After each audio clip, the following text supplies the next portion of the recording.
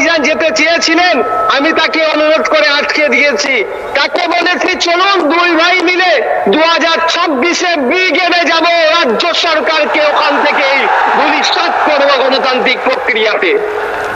আপনারা শুনতে পাচ্ছেন আমাকে?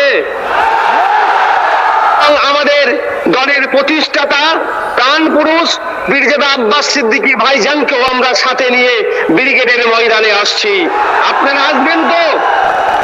পুলিশ দেখো, সবাই দেখো। আমাদের প্রাণপ্রিয় ভাইজান দলের চেয়ারম্যান তিনি আজকে আসতে পাচ্ছেন না এখানে, আমাদের হৃদয় ভেঙে যাচ্ছে, কষ্ট হচ্ছে। আমাদের চেয়ারম্যান পীরজাদা নওশাদ সিদ্দিকী ভাইজান আপনাদের উদ্দেশ্যে কথা বলছেন। জি ভাইজান।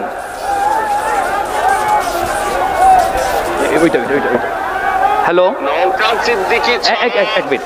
জি ভাই, সফল করে দেখা। এই এক মিনিট ভাইজান, আরেকবার বলুন। আপনারা শুনতে পাচ্ছেন আমাকে? নওশাদ সিদ্দিকী ছাড়া আইএসএফ যে সমাবেশ করে দেখালো, এটা হচ্ছে আমার বড় ভাইজানের অনেক দিনের স্বপ্ন। আমি ধন্যবাদ জানাই যারা উপস্থিত হয়েছেন, নেতৃত্ব প্রত্যেককেই, যে আমার বড় ভাইজানের স্বপ্নকে আপনারা আজকে সফল করলেন। ভাইজান বারবার আমাকে বলে যে বেশি বেশি নেতা তৈরি করো, যত পারবে নেতা তৈরি করো। যেটা আপনারা আজকে দেখিয়েন। রাগ ক্ষোভ হচ্ছে নাকি আপনাদের? রাগ ক্ষোভ হচ্ছে? আমারও রাগ ক্ষোভ হচ্ছে, কিন্তু এই রাগ আর ক্ষোভকে সঠিক পথে যদি কাজে লাগাতে আমরা পারি, তাহলে অপদার্থ ব্যর্থ তৃণমূল বিজেপির মিশ্রিত এই রাজ্য সরকারকে আমরা গঙ্গায় ছুঁড়ে ফেলতে পারবো গণতান্ত্রিক প্রক্রিয়াতে। তোমাদেরকে এই রাগ আর ক্ষোভটাকে ঠিক সঠিক জায়গায় সঠিক সময়ে কাজে লাগাতে হবে। তবে আজকে আমি একটা ঘোষণা দিচ্ছি, আমাকে যেহেতু বা আমাদেরকে কোর্ট যে নির্দেশনা দিয়েছে, সেই জন্য তো আমরা যেতে পারছি না। আমার বড় ভাইজান যেতে চেয়েছিলেন, আমি তাকে অনুরোধ করে আটকে দিয়েছি। তাকে বলেছি চলুন দুই ভাই মিলে 2026-এ ব্রিগেডে যাব, রাজ্য সরকারকে ওখান থেকেই ভবিষ্যৎ করবো গণতান্ত্রিক প্রক্রিয়াতে। 2026-এ আমরা ব্রিগেডে আসছি এবং আমাদের দলের প্রতিষ্ঠাতা প্রাণপুরুষ বীরজাদা আব্বাস সিদ্দিকী ভাইজানকেও আমরা সাথে নিয়ে ব্রিগেডের ময়দানে আসছি। আপনারা আসবেন তো? আজকে আটকানো হচ্ছে কেন আইএসএফ কে? আইএসএফ এর অপরাধ কি?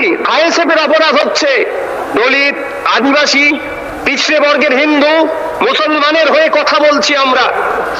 আমাদের অপরাধ এটাই, জলজমি জঙ্গলের যে স্বাভাবিক অধিকার আদিবাসীদের, সেটা কেড়ে নেওয়া হচ্ছে। দেউচা পচামিরে আদিবাসীদের অধিকার কেড়ে নেওয়া হচ্ছে, এর বিরুদ্ধে বলার জন্য। ওয়াকফ সম্পত্তি কেন্দ্রের বর্বর সরকার কেড়ে নেওয়ার চেষ্টা করছে অ্যামেন্ডমেন্টের নামে, তার বিরোধিতা করার জন্য আমাদের ওপরে এই খরা নেমে আসছে। আমাদেরকে আটকানো হচ্ছে কেন?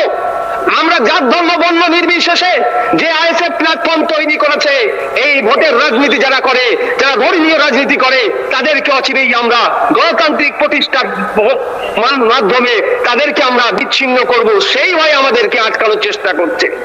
যখন কলকাতা হাইকোর্টে যখন এই বিষয়ে মামলা চলছে, আমার কাছে খবর আসলো ইনডোর নেবেন না আউটডোর নেবেন। আউটডোর নিলে নাকি আপনাদের কজনকে বাইরে থাকতে।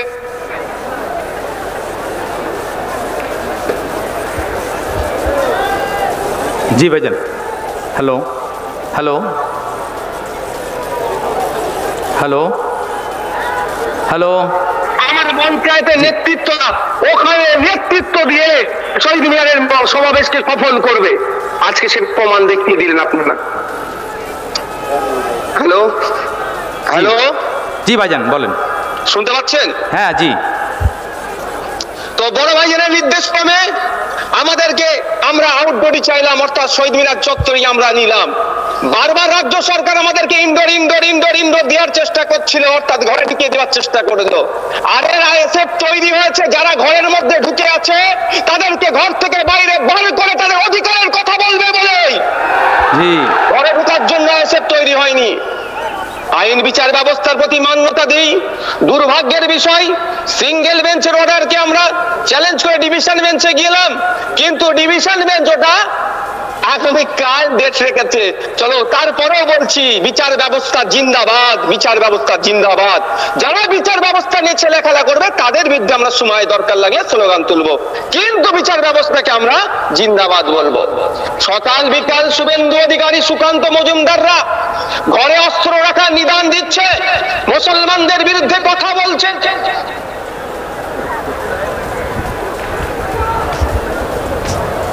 রেস্ট্রিকশন হয় না, আর এ সব সময় বিভিন্ন সম্প্রদায়ের মধ্যে ঐক্য করার চেষ্টা করছে, সেতু বন্ধনের চেষ্টা করছে, সাম্প্রদায়িক সম্প্রীতি এগিয়ে নিয়ে যাওয়ার চেষ্টা করছে।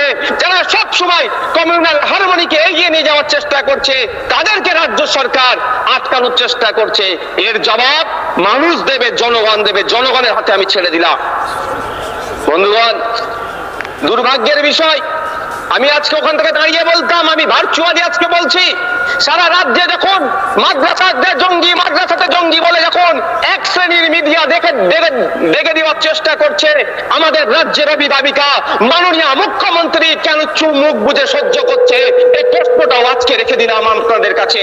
কারণ তিনি আমাদের রাজ্যের অভিভাবিকা, তিনার প্রেস কনফারেন্স করে বলা দরকার ছিল যে না, তোমরা যারা মাদ্রাসায় পড়াশোনা করো বা যারা মাদ্রাসা শিক্ষার সাথে যুক্ত আছো, আমি রাজ্যের অভিভাবিকা হয়ে বলছি, তোমরা চিন্তিত হবে না, মাদ্রাসায় কোনো জঙ্গি কার্যকলাপ হয় না। কিন্তু দুর্ভাগ্যের বিষয়, এ কোনো বক্তব্য দেখলাম না, বরঞ্চ ক্রমশ মুসলমানদেরকে ভয় দেখানো হচ্ছে। দলিত আদিবাসী নির্বিশেষে সকলের উপর অত্যাচার হচ্ছে। আদিবাসী হওয়ার জন্য, তার ধর্মীয় পরিচয় থাকার জন্য তাদের উপরে অত্যাচার হচ্ছে। কদিন আগে উত্তরপ্রদেশে দলিত শ্রেণী হওয়ার জন্য বাইক ওভারটেক করার জন্য তাকে মারধর করলো। ছত্তিশগড়ে দলিতকে পোস্টে বেঁধে পিটিয়ে মারলো। উত্তরপ্রদেশের সম্বল মসজিদের সার্ভের নামে মুসলমানদেরকে খুন করলো। এই নিয়ে রাজ্যের বা কারো কোনো কথা দেখতে পেলাম না। দুর্ভাগ্যের বিষয়, কেন্দ্র সরকার, রাজ্য সরকার অর্থনৈতিক ভাবে তারা বেসামাল হয়ে উঠছে। দুটো দলই এখন ধর্মীয় রাজনীতি করার চেষ্টা করছে। কেন্দ্র সরকার বলেছিল বছর 2 কোটি চাকরি দেব, চাকরি দেওয়া তো দূরের কথা, বরঞ্চ চাকরি থেকে ছাঁটাই হচ্ছে। যখন এই প্রশ্ন করছেন, তখন নাকি খাজা হুজুরের মাজারের নিচে মন্দির দেখতে পাওয়াচ্ছে না। এই অপদার্থগুলোকে প্রশ্ন করতে হবে, এই অপদার্থগুলোকে জিজ্ঞাসা করতে হবে, খোদার সূচকে ভারতবর্ষ কেন 105 নম্বরে আছে, এর জবাবটা আগে দাও। আপনি ক্ষমতায় আসার আগে বলেছিলেন যে 1 টাকা সমান $1 হবে, আর ভারতবর্ষের সব থেকে টাকার দাম এখন আরো মান কমে যাচ্ছে। এখন 86.5 টাকা দিলে $1 পাচ্ছি আমরা। যখন আপনি ক্ষমতা এসেছিলেন 2014-তে 60-62 টাকা দিলে $1 পাওয়া যেত। এইগুলো যখন ব্যর্থ হচ্ছে, তখন হিন্দু মুসলমানের রাজনীতি করছে। আর আমাদের রাজ্য সরকার যেটা চলছে, অত এক কদম আরো এগিয়ে গিয়ে আরো ভিতরে ভিতরে সুপ্তভাবে ধর্মীয় জিগির তুলে পশ্চিমবাংলার মানুষের মধ্যে ধর্মীয় বিভাজন তুলে ক্ষমতায় থাকার চেষ্টা করছে। কদিন আগে আপনারা দেখলেন সাজ্জাক আলম নামে একজন, আমি ধরে নিলাম অপরাধী, কিন্তু তাকে তো ইনকাউন্টার করা বিচার বহির্ভূত ভাই। তাকে ইনকাউন্টার করে কাকে খুশি করলো? বিজেপিকে খুশি করছে। এখনো সময় এসেছে, বাড়ির মধ্যে ঢুকে থাকলে হবে না, বাড়িয়ে আসতে হবে, মানুষের জন্য কথা বলতে হবে, জাত ধর্ম বর্ণ নির্বিশেষে মানুষের অধিকারের জন্য আওয়াজ তুলতে হবে। আর নওশাদ সিদ্দিকী আর বিশ্বজিৎ মাইতিরা একবার কেন 100 বার জেলে যেতে প্রস্তুত আছে। দলিত আদিবাসী নির্বিশেষে পিছলে বর্গের মানুষ সহ মুসলমানদের অধিকার, উচ্চ বর্ণের অধিকারও, যে অধিকার ক্ষুণ্ণ হবে, যে তাদের অধিকার কেড়ে নেওয়া হবে, যারা ক্ষতিগ্রস্ত হচ্ছে তাদের পাশে দাঁড়িয়ে আওয়াজ তুলবে।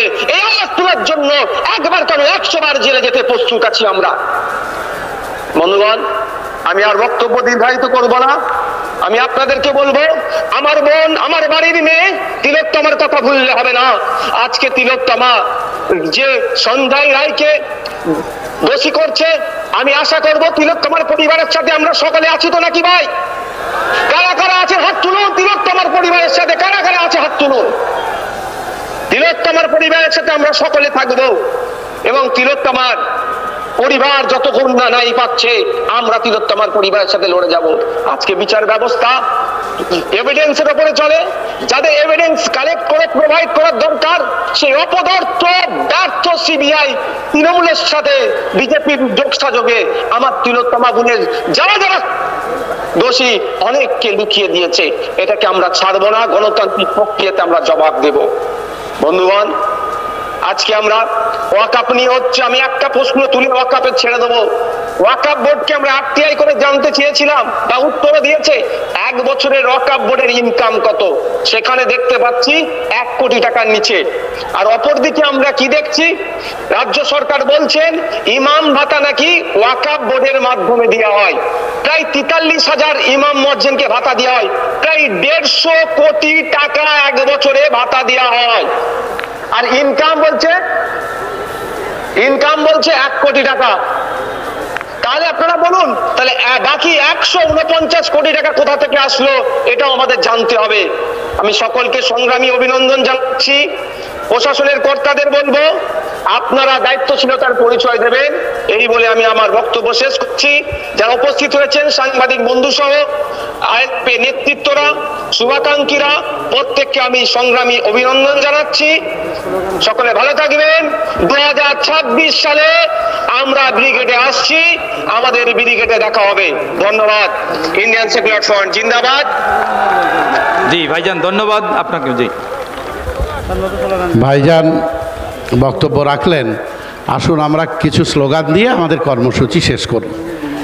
ইনকলাব জিন্দাবাদ, জিন্দাবাদ জিন্দাবাদ, ইনকলাব ইনকলাব ইনকলাবি জিন্দাবাদ, জিন্দাবাদ জিন্দাবাদ, আইএসএফ জিন্দাবাদ, জিন্দাবাদ জিন্দাবাদ, আইএসএফ জিন্দাবাদ। জিন্দাবাদ জিন্দাবাদ। এই মেহনতি মানুষের লড়াই চলছে, চলবে, চলছে চলবে, এই গরিব মানুষের লড়াই চলছে, চলবে, চলছে চলবে, এই অধিকারের লড়াই চলছে, চলবে। চলছে চলবে। আচ্ছা, আমি এরপরে যা বলবো তারপরে আপনারা শুধু বলবেন নওশাদ। সামনে দেখো, নওশাদ, পিছনে দেখো, নওশাদ।